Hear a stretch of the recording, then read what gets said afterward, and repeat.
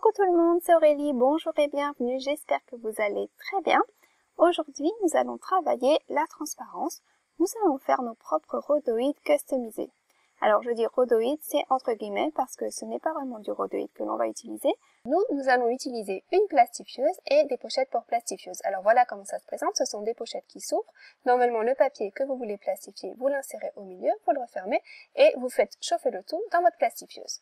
Alors nous, aujourd'hui, nous allons les utiliser différemment. Cette méthode, ce n'est pas moi qui l'ai inventée. J'ai regardé une vidéo de Jennifer Maguire et ça m'a inspirée. J'ai trouvé que son idée était vraiment super et j'ai voulu moi aussi l'essayer et l'adapter. Alors je commence par faire chauffer mon laminateur et puis on va faire 3 essais différents. Alors le premier essai, on va essayer avec des poudres à embosser.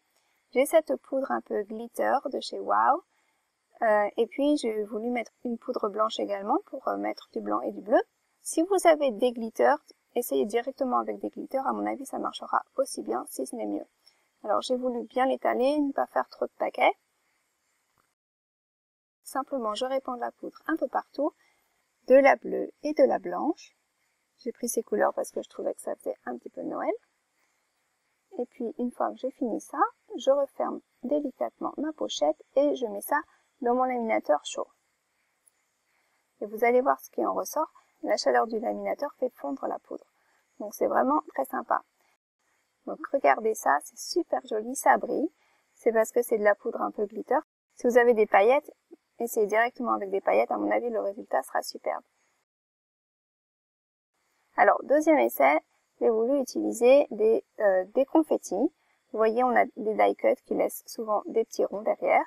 Donc j'ai utilisé ces deux-là avec du papier normal A4, du papier pour imprimante, et puis je l'ai découpé plein de fois et j'ai récupéré tous ces petits confettis que j'étale maintenant sur mon papier laminateur, j'en mets partout.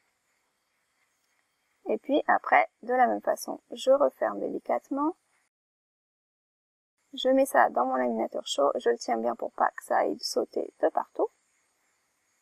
Donc ça va faire fondre mon papier qui va ressortir tout transparent et regardez comme c'est sympa.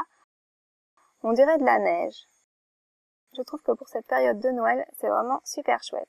On peut faire plein de choses avec ce genre de papier transparent, en particulier des cartes shaker, des cartes à secouer. Alors, mon troisième et dernier essai, j'ai voulu mettre des sequins. Et il se trouve que j'avais ce sequin en forme de fleurs rouges et ils sont bien parce qu'ils sont plats. La plupart des sequins sont en général un peu bombés, mais ceux-ci sont plats, donc ça a très très bien fonctionné. Donc je mets mes sequins et vous voyez, j'essaie d'aller chercher un petit peu la poussière, tous ces petits grains de sequins qui sont tombés au fond, j'ai envie de les mettre aussi. Je trouve que ça donne un effet super chouette. Et donc j'ai été la chercher, hop, et puis bien la répartir tout autour. De la même façon, une fois que c'est terminé, qu'il y en a partout, on referme et on met ça dans son laminateur. Alors l'avantage aussi, c'est qu'avec une feuille transparente, on peut faire plusieurs cartes. On peut la découper en 4 panneaux de taille A6. Regardez, c'est super sympa. Alors je vous les remontre tous séparément. Regardez donc les fleurs, ma petite neige avec mes petits confettis et simplement de la poudre avec des paillettes. Alors il y a plein de choses qu'on peut faire avec ça. J'ai choisi de faire un type de carte avec les 3 différents motifs. Alors il faut utiliser une petite planchette comme ceci pour pouvoir plier facilement parce que sinon ça se plie vraiment bizarrement, ça va pas se plier net au milieu. Et vous voyez, même comme ça, le pli n'est pas bien marqué, ça s'ouvre un peu tout seul. Alors je le repasse dans le laminateur et ça va ressortir beaucoup plus plié, le pli va être marqué. Ça va pas coller sur soi-même, n'ayez pas peur. Et voilà, donc comme ça c'est prêt. Alors maintenant, on va passer à la réalisation de la carte. Donc j'ai ce set de tampons de fleurs que l'on vient de m'offrir, que je trouve vraiment super joli. Et j'ai décidé d'utiliser cette fleur, je trouve qu'elle fait un petit peu Noël aussi. Pourquoi pas. Et donc j'ai envie de la peindre à l'aquarelle. Et pour ceci, pour me faciliter la tâche, je vais donc aller la tamponner avec de l'encre noire, avec la VersaFine. Et puis je vais aller répandre de la poudre transparente par-dessus. Je vais assez vite parce que l'encre utilisée n'est pas de l'encre pour embossage à chaud, c'est simplement de l'encre noire. mais comme elle met un certain temps à sécher, vous pouvez l'utiliser avec vos poudres. Donc de la même façon, je mets la tige de ma fleur, donc je tamponne et puis hop, je prends ma poudre transparente et je vais la verser dessus. Et vous voyez que la poudre reste attachée à cette encre.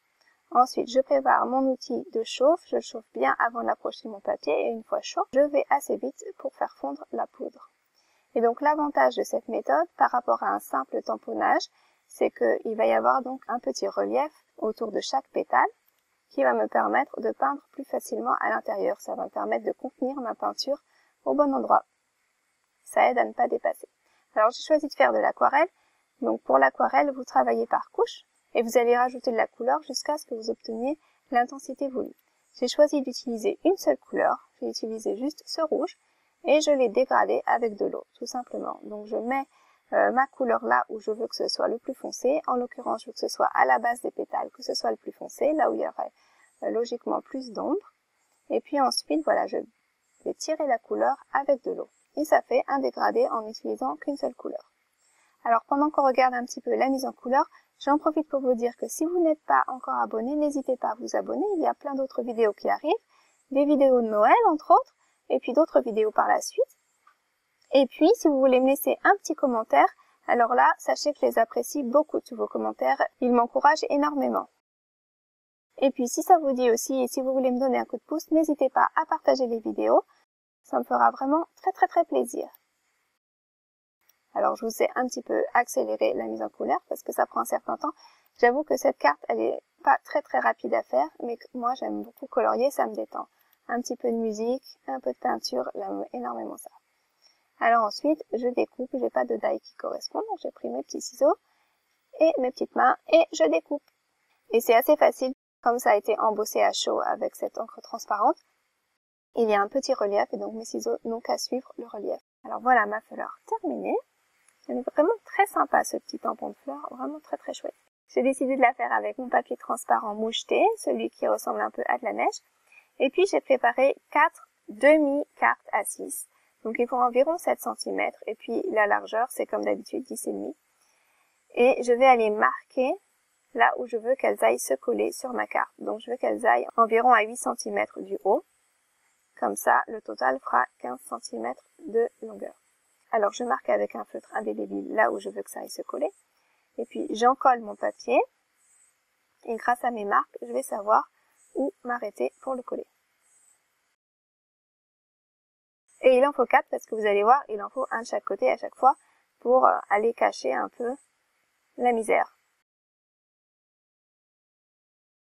Donc vous voyez, une fois que les deux côtés sont collés, on ne voit plus le raccord, ça fait très sympa. Donc de la même façon pour l'autre côté, je me sers de mes petites marques pour savoir où je dois coller. Et je colle donc mes 4 panneaux l'un après l'autre. Et donc le résultat me donne une carte taille A6, 10,5 x 15. Mais là, il faut que j'aille juste couper un petit peu les bords. Et voilà.